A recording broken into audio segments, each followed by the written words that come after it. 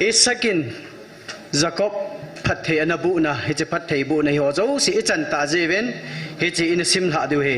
Genesis bung som ni la sagi chang som ni la sagi apat som ni la ko hi bon chawa in sim du hen ten chule Bible hin choi lo mi za dum vamo dung se tan khot hin tung te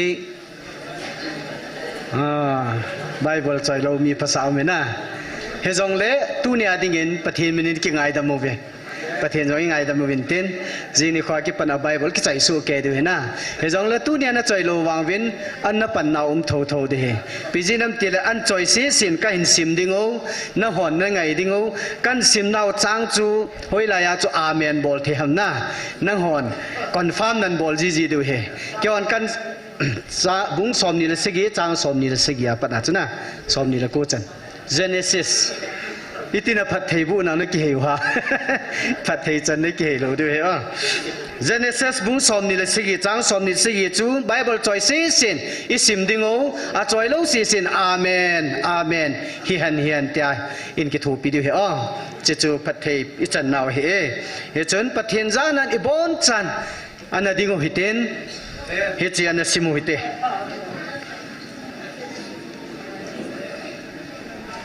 ken Genesis bung som ni la sege chang som ni la sege apat som ni la ko chan katia la som ni la sege apat jing diu he sei bangin Bible choi lo si sen amen amen tan ki thu pi diu he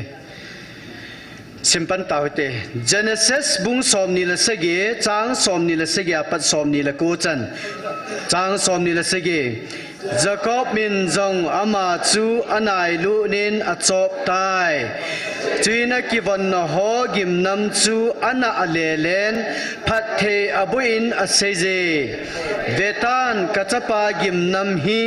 pakai phat the bo sa gamla gim vui abange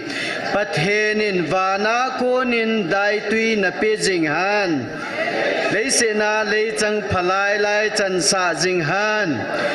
chule chang le juning ning hin sa jing han mitinin nang makin bolin hanlang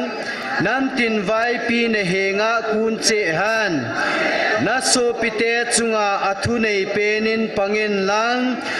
nanu sungkon pasal zo se ne henga kun che han koi hile nang nagaw sap chan chu gaw sap chang han lang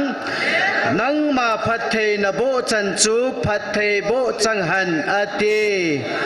hallelujah amen ki pa me pathen ja ne bon chan to tau ti